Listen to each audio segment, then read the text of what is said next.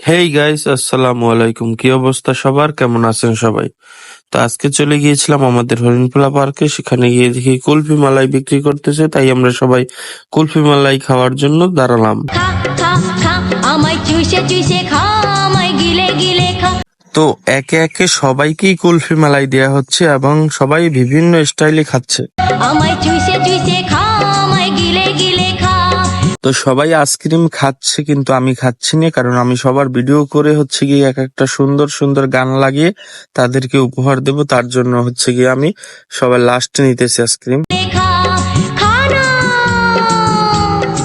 তো মেহেদি আইসক্রিম মুখে নিছে এবং তার মুখের ভাষা আপনারা বুঝতে পারছেন যে আইসক্রিম কেমন স্বাদ হয়েছে। তো এই বড় ভাই ফুল আইসক্রিমটা মুখের ভিতরে ঢুকিয়ে দিল, এবং এই দোকানদার ভাই যে সবাইকে আইসক্রিম দিতেছে।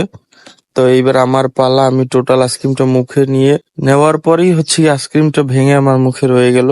এই আলী আকবর ভাইয়ের কুলফি মালাইয়ের দোকান, যেটা আমাদের হরিণখোলা পার্কে অবস্থিত।